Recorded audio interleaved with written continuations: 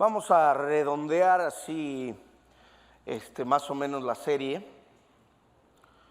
y después anótese que esto apenas empieza. Mire, acabamos de nosotros, a pesar de que tomamos tantos domingos, esto es la puntita del perdón, limpieza y liberación. Primera de Pedro capítulo 1 versículo 9, ¿ya lo tiene? A ver, voy a esperar a los que no leen la Biblia tan seguido que lo encuentren.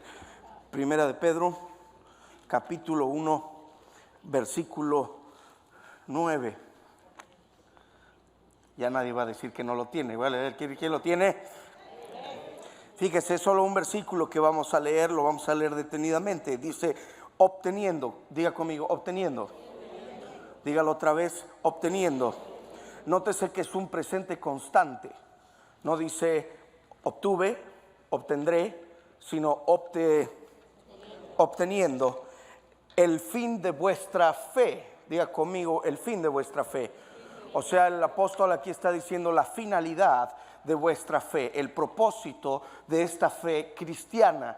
Obteniendo, un presente constante, constantemente obteniendo el propósito, la finalidad de vuestra fe, la cual es, que es la salvación. Aquí la palabra salvación no hace referencia a salvarse e irse al cielo, sino es una definición mucho más amplia. Realmente el original dice la liberación.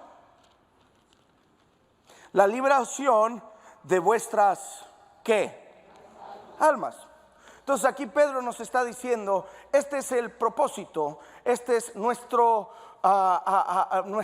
la finalidad de esta fe cristiana que nosotros compartimos, esta fe en Cristo Jesús, que es caminar en la liberación de vuestras almas.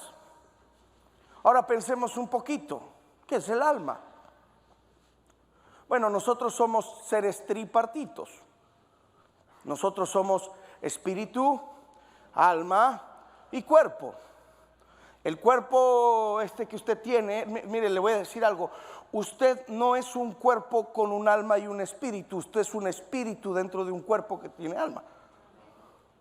Este es el estuche, diga conmigo, este es el estuche. Agárrese así el cachetote que tiene ahí. Este es el estuche. Algunos, como su servidor, nos tocó un buen estuche, ¿no? No tenemos de qué quejarnos, ¿no? Lo digo con humildad, nos tocó un buen estuche. A otros, bueno, pues, su estuche es su cruz, hermano, ¿no? Todos los días se ve al espejo y tiene que cargar con esa cruz. El estuche, este cuerpo se está muriendo todos los días y se está gastando. Y un día lo van a enterrar y se lo van a comer los gusanos. Y todo eso que usted invirtió en silicona y botox y todo eso, los gusanos lo van a comer. Entonces, se ríen las hermanas con botox. No pueden ni abrir bien las.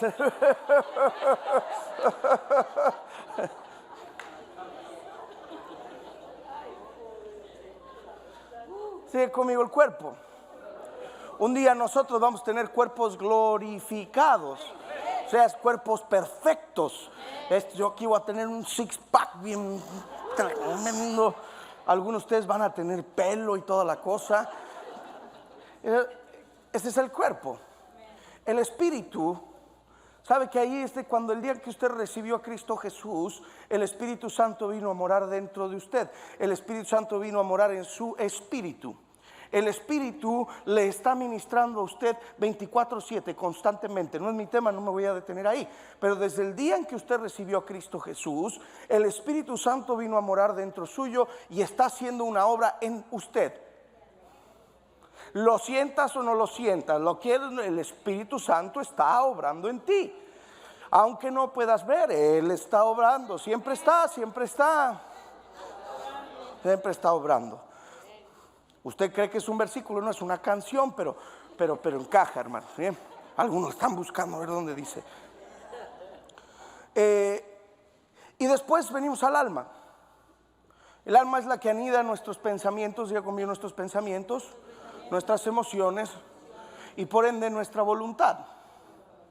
Y ese, ahí Pablo dice, el Espíritu, perdón, Pedro dice, el Espíritu Santo nos ministra constantemente. Tenemos un intercesor en el cielo, el intercesor del cielo es Jesús, nuestro intercesor en la tierra es el Espíritu Santo, vino a morar dentro nuestro. Nosotros ahora tenemos la realidad de Cristo. Escuche, nuestra realidad es más real, valga la redundancia, que la de los mismos discípulos que caminaron con Jesús durante su ministerio. Porque ellos caminaron con Jesús antes de la resurrección. Pero nosotros ahora, Cristo vive en nosotros, hermano. Nosotros somos uno con Él. Esa es la realidad en tu espíritu. Tu cuerpo se está muriendo, pero aquí Pedro nos dice el propósito, la finalidad de esta fe cristiana que nosotros tenemos es la liberación de tu alma, de tus pensamientos, de tus emociones y de tu voluntad. Eso sí te toca a ti trabajarlo. Ese sí es tu trabajo. Los pensamientos se someten a la obediencia de Cristo.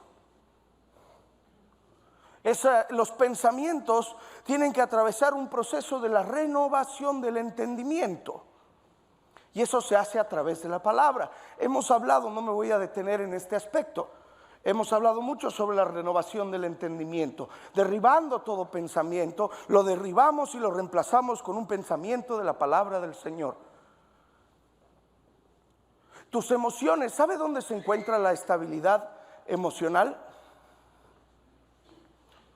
La estabilidad emocional del cristiano se encuentra en su identidad. Cuando Jesús fue tentado en el desierto, lo primero que el diablo atacaba era su identidad. Lo primero que le decía es, si eres, ¿qué le decía? Si eres hijo, diga conmigo, hijo. Mire, se la resumo, esa es tu identidad, tú eres hijo de Dios. Dice, si eres hijo, constantemente le machacaba. Jesús le contestó, no solo de pan vivirá el hombre, sino de toda que sale ¿de quién?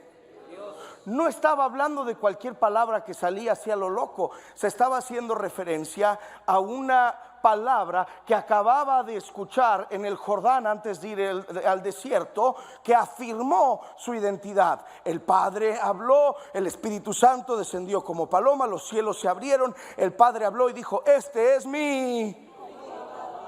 ¿En quién?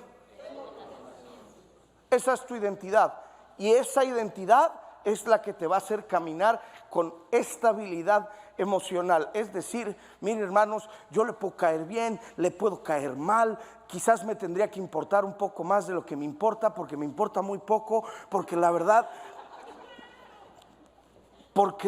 mis hermanos, a mí nadie me va a quitar que yo soy el hijo amado de mi Padre. Yo no le tengo que demostrar nada a nadie. Yo soy su hijo amado y Él en mí tiene complacencia. Y cuando caminas en esa verdad, no estás tratando de agradar constantemente a todos a tu alrededor. Hay personas que quieren caerle bien a todo el mundo, se va a volver loco. Y mientras más loco, peor caes.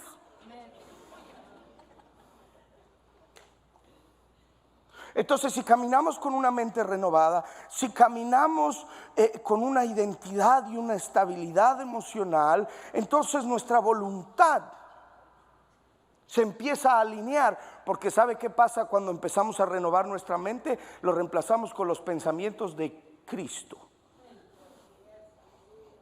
Usted se pregunta, ¿y cómo reemplazo los pensamientos? Bueno, cuando usted derriba un pensamiento, cuando le venga un pensamiento, usted diga, ¿este pensamiento es de Cristo o no? Y el Espíritu Santo que vive dentro de usted inmediatamente le va a dar testimonio. Esa es la parte sobrenatural de la renovación del entendimiento. Cuando pasa el no sé qué hermano y usted le tiene coraje y le llega un pensamiento, ¿cómo no le cae un rayo al pelado este? Bueno, usted enseguida pregúntese, ¿este pensamiento es de Cristo? No era contigo, amigo, no. Ninguno de los pelados, por favor, Aparte, yo no sé qué me burlo, mire.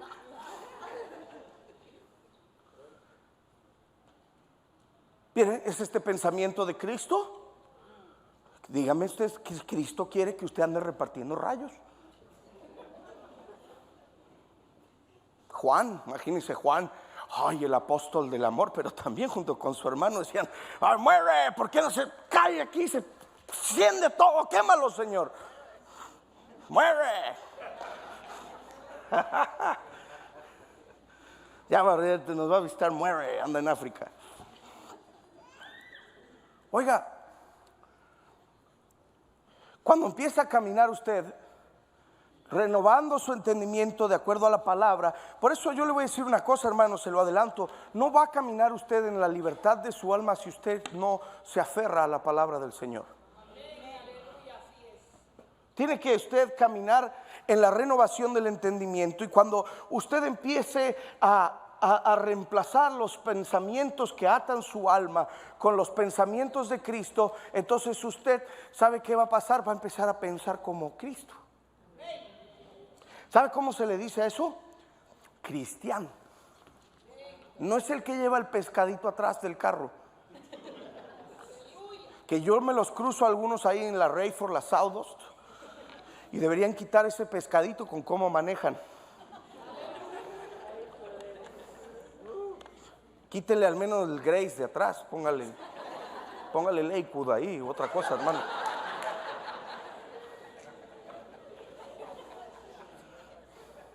Dale el nombre de otra iglesia, no sé.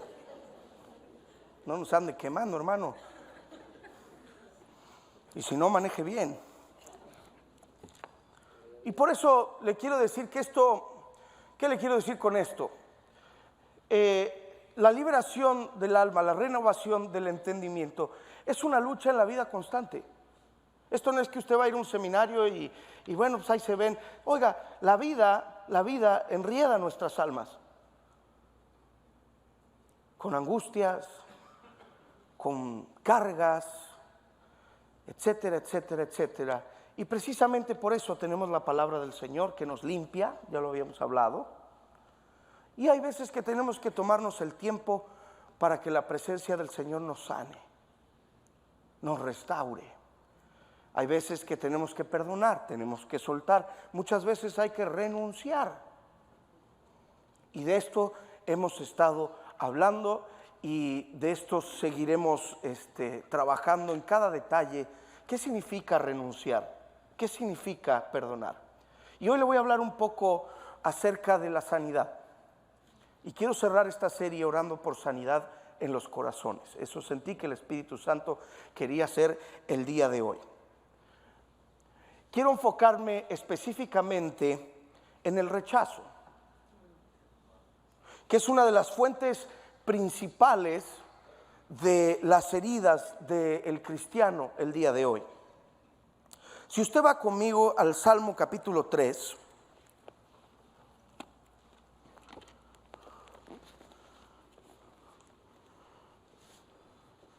vamos a esperar que todos los tengan. ¿Ya lo tiene? Faltan algunos. Y nos dieron.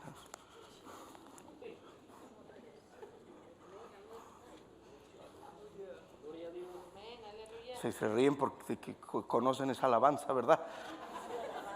Inmundos. Salmo 3, ¿ya lo tiene?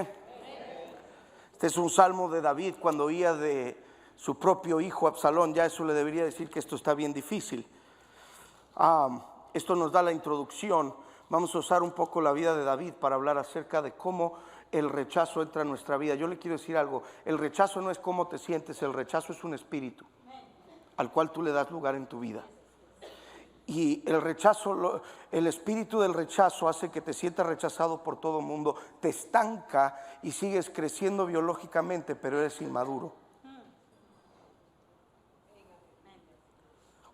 Salmos capítulo 3, versículo 1. Oh Jehová, cuánto se han multiplicado mis adversarios, muchos son los que se levantan contra mí. Decía David, muchos son, la palabra ahí es exaltan, muchos son los que se engrandecen, muchos son los que me intimidan porque parecen ser mucho más grandes que yo. ¿Alguna vez se sintió así?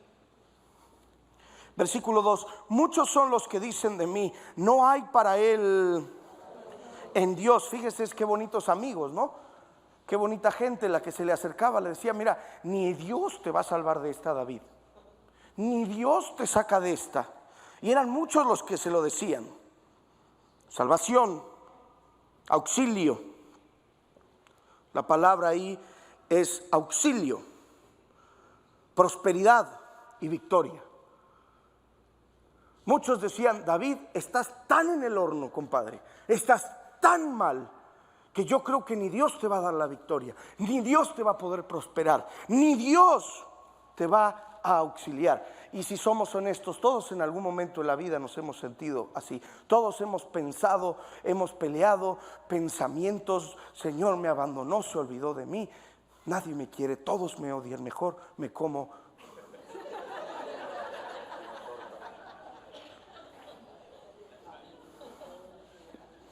una torta cubana. Después de una pausa en la presencia de Dios, que eso es lo que significa Selah, David en presencia de Dios empieza a tener un cambio, su dialecto empieza a tener un cambio, su retórica, y dice, mas tú, Jehová, eres... me encanta eso del escudo, porque cuando dice eres escudo alrededor de mí, ¿sabe? Generalmente el escudo ¿dónde está? Enfrente, ¿verdad? Pero aquí dice que Jehová es escudo. Quiere decir que si viene por adelante el Señor te cubre, si viene por la derecha el Señor te cubre, si viene por la izquierda el Señor te cubre. Cuando viene el flechazo por atrás, que son los que más duele, porque esa es la gente que tú creías en la que podías confiar, el Señor te cubre porque Él es escudo alrededor de ti.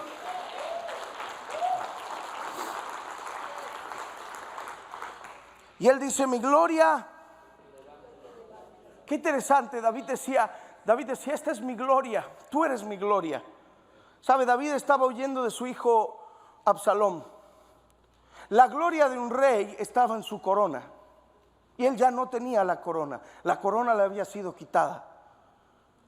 Sin embargo, David dice, Señor, yo no puedo tener el estatus, el puesto y la fama o lo que sea. De hecho, tengo la reputación por el piso. Pero yo hoy me paro en la promesa de que mi gloria no está en las cosas de este mundo, sino tú, Señor, eres mi gloria. Tú eres mi corona, porque tú eres el que levanta mi cabeza.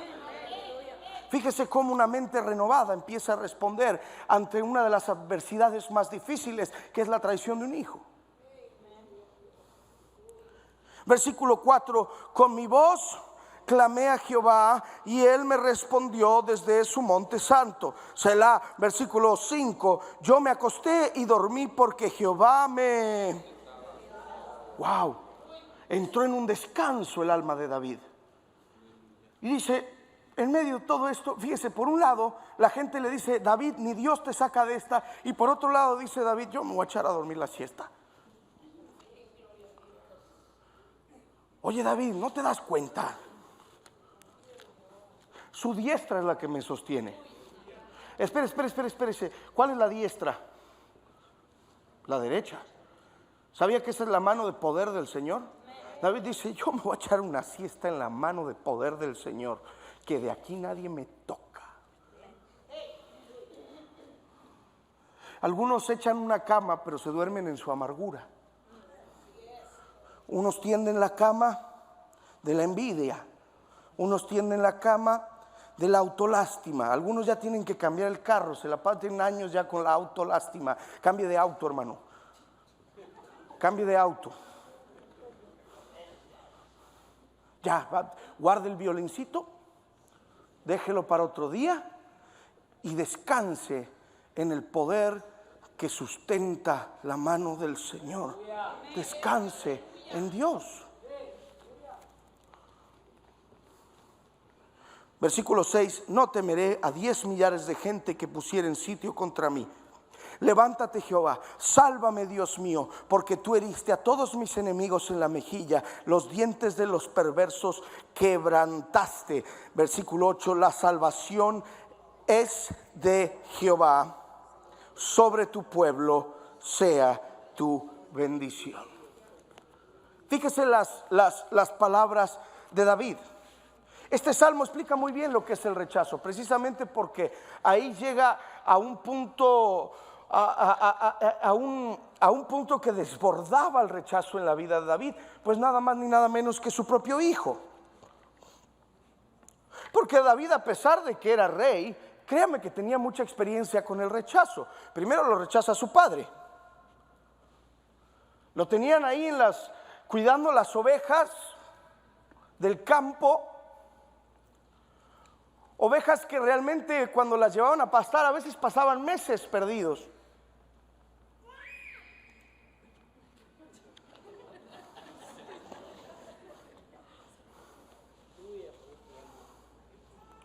Meses perdidos.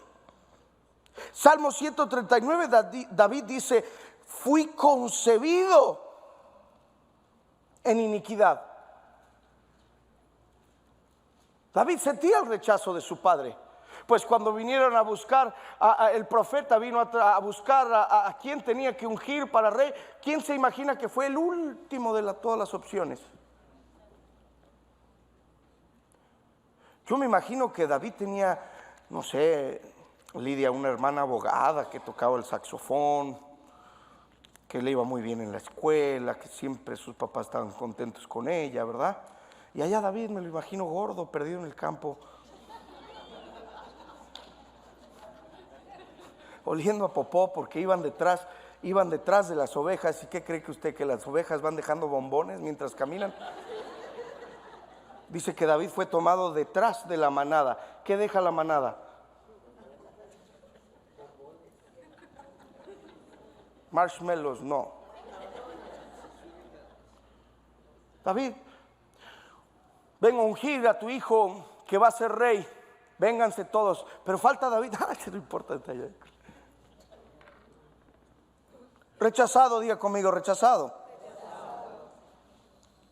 ¿Y qué tal cuando fue a llevarle quesos a sus hermanos al frente de batalla, justo antes de pelear con Goliat? ¿Se acuerda? 1 Samuel 17, no lo tienen que buscar.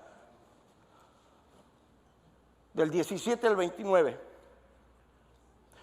Oiga, le fue a llevar comida a los hermanos. ¿Quién rechaza al que tiene comida? ¿Cuándo ha visto a alguien que no me importa qué tan mal se lleve? ¿Cuándo ha visto que alguien viene y le dice: hermano, le traje unos tacos, y sáquese fuera de aquí? Eso es increíble. Oiga, tienes que caer bien mal para que te traigan tacos y te corran. Están en medio de la guerra, les trae quesos. Oiga, quesos, ¿quién rechaza el queso? Me imagino, no sé si era Oaxaca, Manchego, Suadero. Rechazado por sus hermanos, viene David a traerles quesos y dice: ¿y tú quién te crees? ¿Sabes qué? Vienes aquí para lucirte. Y lo rechazan. Rechazado por su padre, rechazado por sus hermanos. Y luego, después de vencer a Goliat, porque pues cuando va a dejar los quesos David, ve que el gigante, el filisteo, estaba desafiando al pueblo de Dios, lo ve. Pregunta: oye, ¿y qué le van a dar al que gane? Y le dice: mira, ¿ves allá? La hija del jefe. Se le queda viendo. No te creo. Sí, sí. Y tiene papeles, David.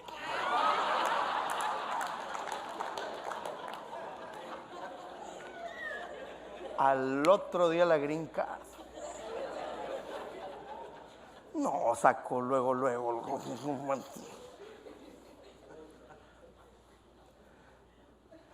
Dios estaba con David.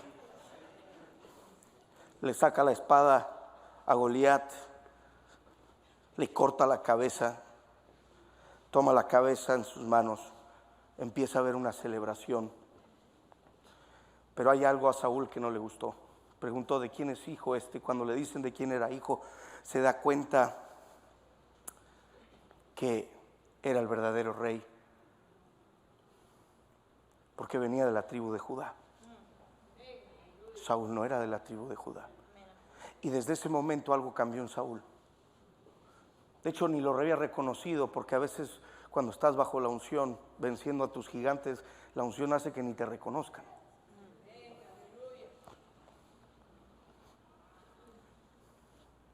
El mismo Jonatán quedó sorprendidísimo.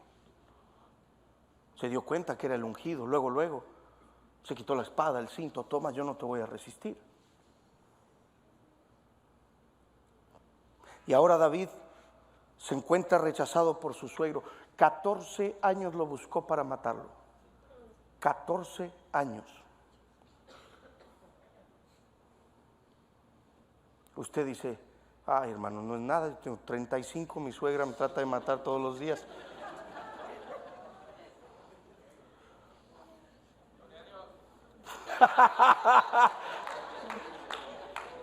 Vamos a llegar a la parte del perdón, hermano.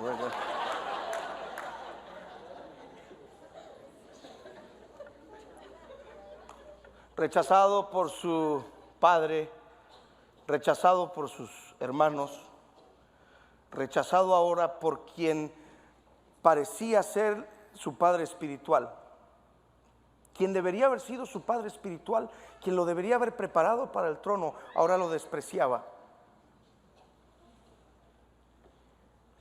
14 años para matarlo. Y luego, para acabar de rematarlo, rechazado por su esposa, Mical. ¿Se acuerda?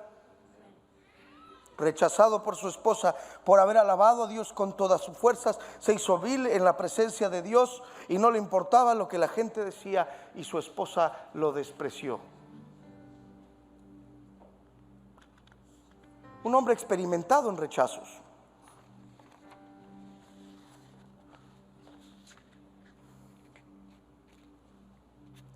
Y ahora llegamos a esta expresión de David en medio del Salmo 3. Y vemos cómo David empieza ahora a experimentar el nivel más alto de rechazo que había experimentado hasta este momento. Porque una cosa, bueno, los papás a veces rechazan, no se dan cuenta. Bueno, tus hermanos, los carnales siempre se portan mal, ¿verdad? El suegro, algunos nos tocan muy buenos como a mí, a otros no tantos. Tu esposa, ¿qué le digo, hermanos? Óigame bien, pero un hijo, ese sí cala. La versión Grace Internacional, ese sí cala. Yo me he dado cuenta, los hijos duelen, hermanos. Los hijos duelen. Y ahora es rechazado por su propio hijo. Y para colmo, Absalón, que era por el cual David tenía una debilidad. Fíjese el nombre que le puso. Absalón significa Abba Shalom, es decir, mi papá es paz. Le puso el nombre al hijo para ponerse un nombre él.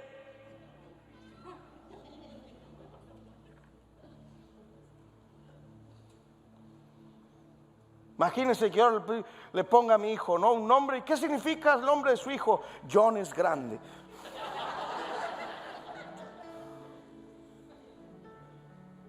Mi papá es paz. Él estaba diciendo al hijo, a través de tu nombre, le estaba diciendo: tu padre te va a cuidar, te va a proveer, te va a traer paz, nada te va a faltar, mi hijo. Y en ese preciso hijo, en esa precisa vida es donde él experimenta el peor rechazo de su vida, porque era su hijo preciado. No era nada más un hijo. Y eso que, fíjese, no era casualidad porque Absalón era tan malcriado. Absalón era de lo peor. Caprichoso, sagaz, traicionero, se portaba mal, mandó a matar a su propio hermano. Y David tenía otros hijos, pero con este tenía una debilidad. Todos le pedían a David que lo ponga en su lugar. Léalo, muy interesante la historia. David, controla al chamaco ese. Controla al chamaco ese. Pero no. Porque como David había, escúchame bien, David había tenido un mal padre. Él tenía miedo de ser mal padre. Y con ese temor, diga conmigo la palabra temor. Con ese temor de ser un mal padre, mal crió a su hijo.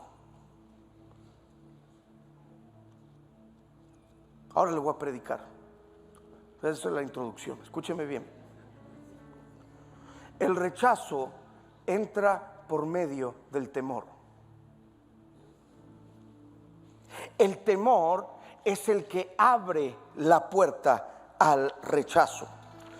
Diga conmigo, yo no puedo evitar ser rechazado, pero puedo evitar recibir el rechazo.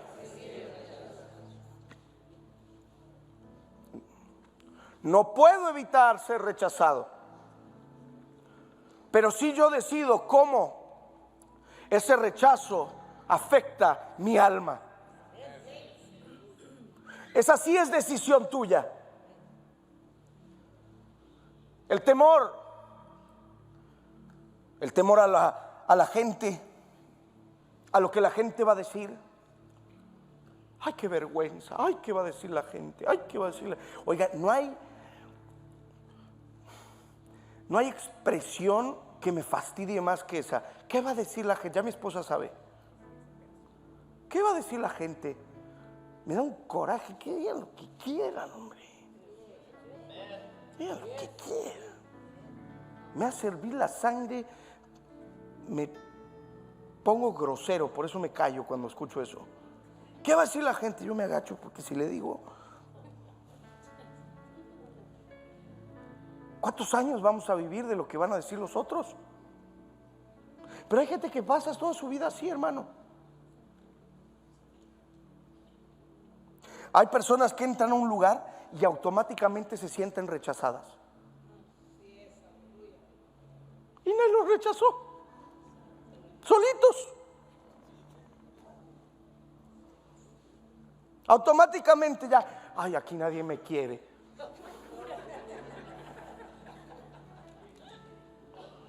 Ay, no, es que siento como que no les caigo bien. Oye, son cosas tuyas. Son temores tuyos.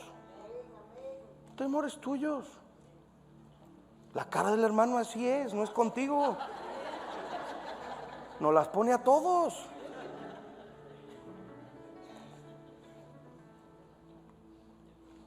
Escucha, cuando yo les cierro la puerta al rechazo y no tengo miedo a lo que diga la gente, que me digan lo que quieran, a mí no me afecta en lo más mínimo.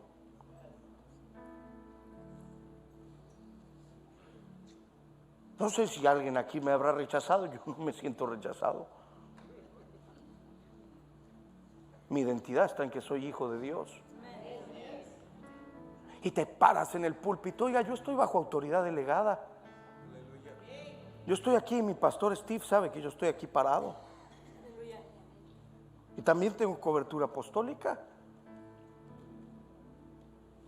Yo camino, soy un hombre bajo autoridad, ¿por qué me tengo que sentir rechazado? El temor a fracasar. Hermanos, que no pueden ni empezar algo porque no, apenas lo empiezan, ya están nerviosos de que va a fracasar. Y emprenden algo sintiéndose rechazados. ¿Y qué tal la comparación con otros? Otra que me cae bien gorda. La comparación con otros. ¿Sabe qué genera la comparación? Autorrechazo. Y es una manera de decirle a Dios, ¿por qué no te hizo como el otro, la otra? Le estás diciendo, te equivocaste.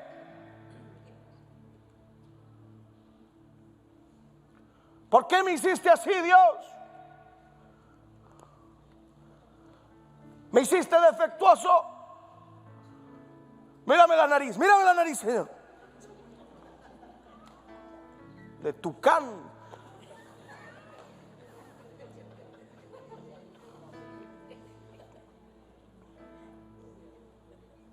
¿Va a dejar usted de rechazarse a sí mismo?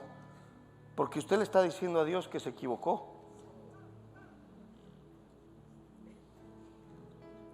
Escuche, David empezó con el temor a ser mal padre y terminó sumergido en el rechazo de los que estaban a su alrededor, después de sí mismo y después, al último, como leímos en el Salmo capítulo 3, se empezó a sentir rechazado por Dios mismo.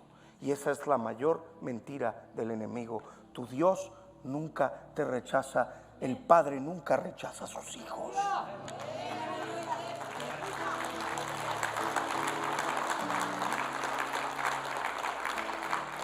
No importa que huelan a cerdo como el hijo pródigo,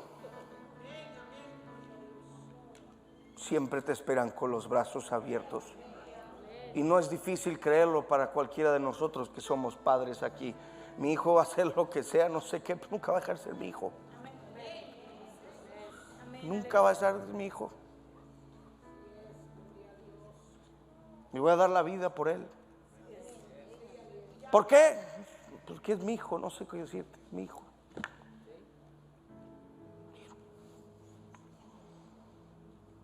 David, en vez de enfrentar a su hijo, se escapa del hijo. Su hijo sale detrás de él para matarlo. Es terrible eso, hermano. Que pierde padre y madre, ¿cómo se le dice? El que pierde esposo, esposa, ¿cómo se le dice? Y el que pierde hijo, no tiene nombre. Obviamente ahí está. Estoy seguro que está el punto más doloroso de nuestra carne y nuestra alma, los hijos.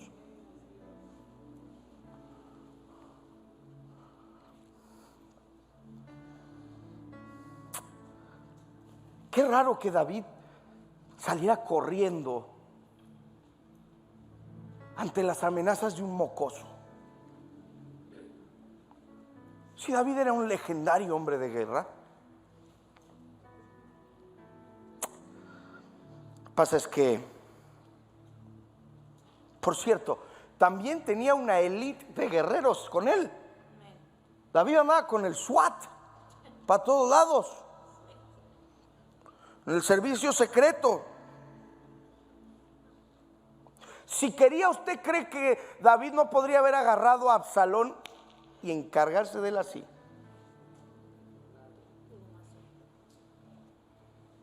A lo mismo le había pasado con Saúl, ¿se acuerda?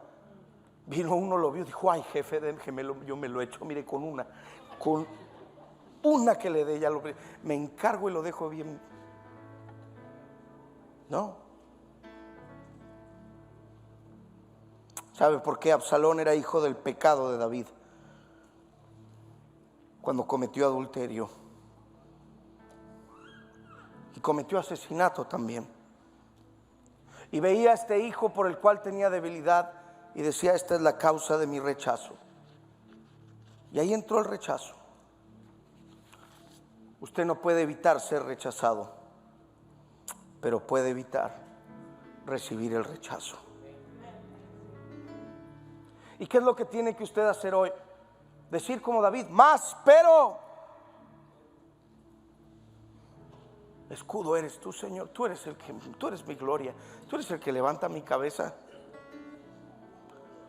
Y en medio de toda su queja, y oh, nadie me quiere, y empezaba a contar su pesar, pero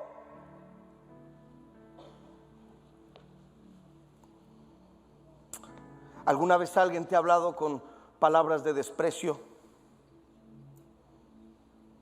O te habla quizás a través de actitudes de odio, de maldición.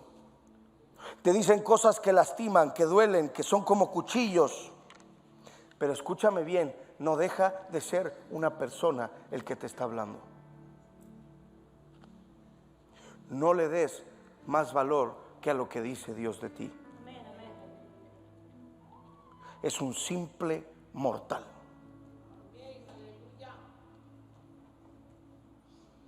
Así que la próxima que le diga: simple mortal, voltéese y váyase. Esposo, hija, padre, te está hablando un mortal. No darle lugar al rechazo es darle más valor a la palabra de esa persona que a la palabra que Dios habló sobre tu vida. Por eso David dice: muchos son los que dicen de mí, muchos son los que andan posteando ahí en las redes, pero tú, Jehová, tú dices otra cosa. Y como Jesús, no solo de pan vivirá el hombre, pero yo vivo de acuerdo a lo que el Padre dijo. Y Él dice que yo soy su hijo. Seré medio pródigo, anda pestoso. No, yo soy su hijo y no voy a dejar de ser su hijo. Y Él me ama y en mí Él tiene complacencia. Eso, ahí está mi gloria. Póngase de pie conmigo.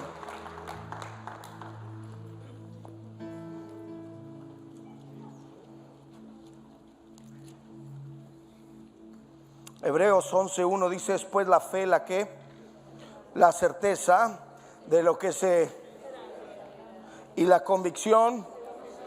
Nótese esto, quiero darle un arma contra el temor. Es pues la fe, la certeza. Certeza es la seguridad. Estoy convencido, ¿verdad? Tengo una certeza de lo que espero. Es decir, está esperando, todavía no llegó, pero está seguro de que va a llegar. Y la convicción, espere, no déjame todavía. En el original significa la imagen de lo que no se ve. ¿Sabe qué es lo opuesto a la fe? No es la duda, es el temor. Lo opuesto a la fe no es la duda, lo opuesto a la fe es el temor. Y si este versículo aplica para la fe, entonces también aplica para el temor. Reemplace la palabra fe y vamos a ponerle la palabra temor, y fíjese cómo funciona y opera de la misma manera. Es pues el temor la certeza de lo que se espera y la convicción de lo que no se ve.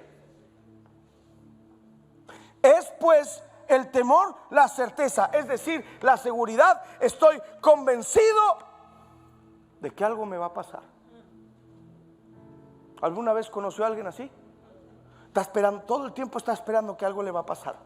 Se sube a un avión porque se va a caer, se sube al carro porque va a chocar, se sube al barco porque se va a hundir.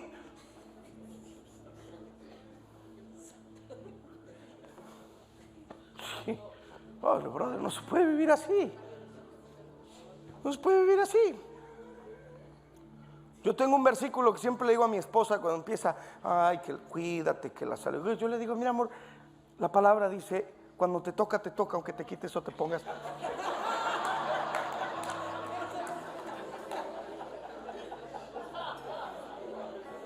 Ay, ay, ay. Si nos toca, ausentes de este cuerpo, presentes con el Señor, y el último que apague la luz, pues ya qué.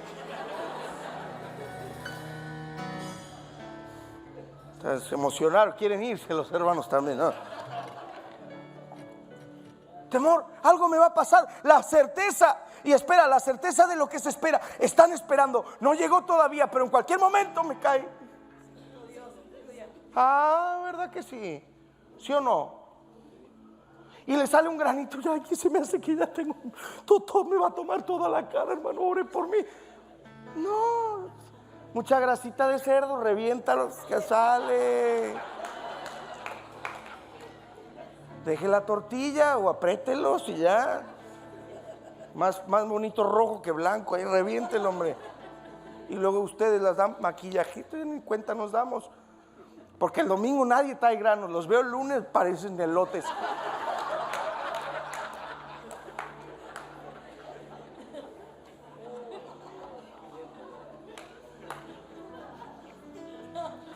Oiga, y la convicción, o sea, la imagen de lo que no se ve. ¿Alguna vez ve a alguien que ve cosas donde no las hay? Es que eso hace el temor. ¿Sabe cómo va a reemplazar usted el temor y por ende cerrar la puerta al rechazo?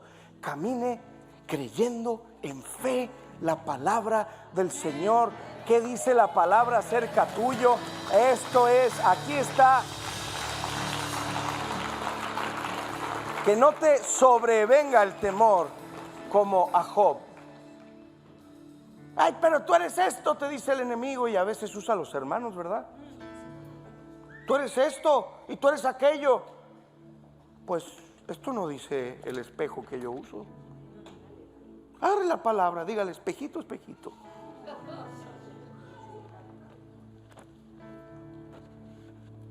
Este es mi hijo amado, en quien yo tengo complacencia. Oiga, es que si mi padre me ama y está complacido conmigo, ¿yo qué le tengo que comprobar a quién? ¿Yo por qué tengo que andar compitiendo? ¿Yo por qué tengo que... Oiga, los pastores, ay, híjole, pareciera que su identidad está en la asistencia del domingo. Y nada más están esperando cruzarte con el otro pastor para decirle que les creció la iglesia. Y no te lo encuentras 2 años después y están con una depresión porque se le fueron unas cuantas familias. Le digo, brother, ¿qué te pasa? Es puro ego lo tuyo. Ya no me invita nunca más, pero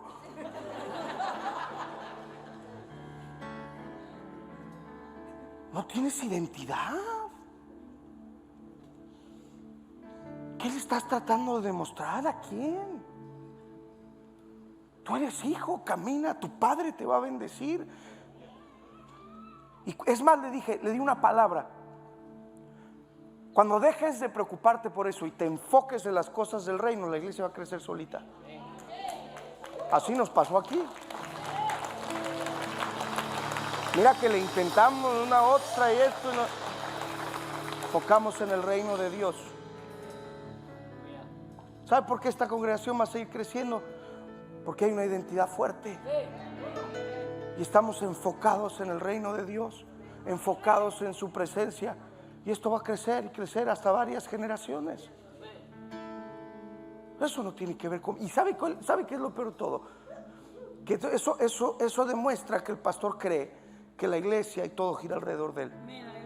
No. Mire, vamos, quiero que cierre sus ojos. Por un momento. Y que se pregunte usted, ¿qué ha tenido más peso en su vida? ¿Las palabras de sus circunstancias? ¿Las palabras de los chismes que le llegaron de no sé dónde? ¿Que me miró, no me miró, me dijo, no me dijo? Las palabras de,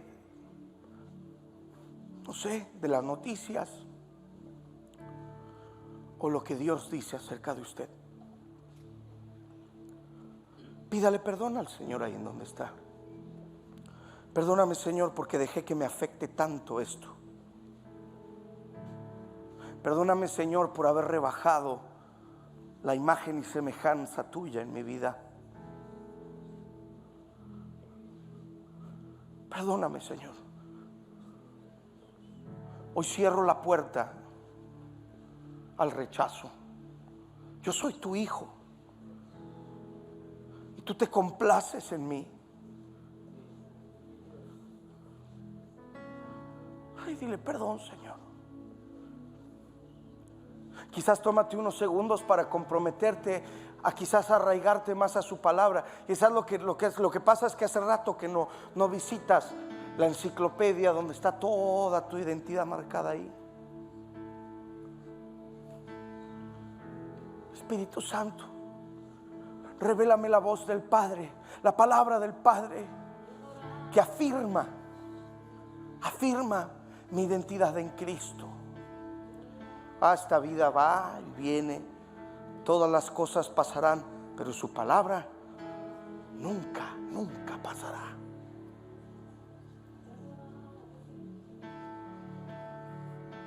Y ahora vamos a hacer una oración junta.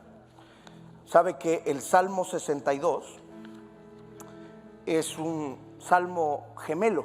Hay muchos salmos que son gemelos. Es un salmo gemelo del Salmo 3. Y esta es una oración de David paralela. para leerla con los hermanos, no se crea. Paralela al Salmo 3. Y ya aquí se nota cómo David está teniendo un entendimiento de su identidad. Así que quiero que la lea conmigo. Va a ser una oración, la vamos a hacer juntos. Es el Salmo 62, ya mírenlo en las pantallas. Espero en silencio delante de Dios, porque de Él proviene mi victoria. Va, pausa ahí. ¿De dónde proviene su victoria? De Él. Vamos al versículo 2. Solo Él es mi roca y mi salvación, mi fortaleza, donde jamás seré sacudido. Versículo 3. ¿Cuántos enemigos contra un solo hombre? Todos tratan de matarme. Para ellos no soy más que una pared derribada o una valla inestable. Versículo 4. Piensan derrocarme de mi alta posición, se deleitan en decir mentiras sobre mí. Cuando están frente a mí me elogian, pero en su corazón me maldicen. Versículo 5. Que todo mi ser espere en silencio delante de Dios, porque versículo 6, versículo 6. Mi fortaleza, donde no. 7. Mi victoria y mi honor provienen solamente de Dios. Él es mi refugio, una roca donde ningún enemigo puede alcanzarme. Versículo 8. Oh pueblo mío, confía en Dios en todo momento.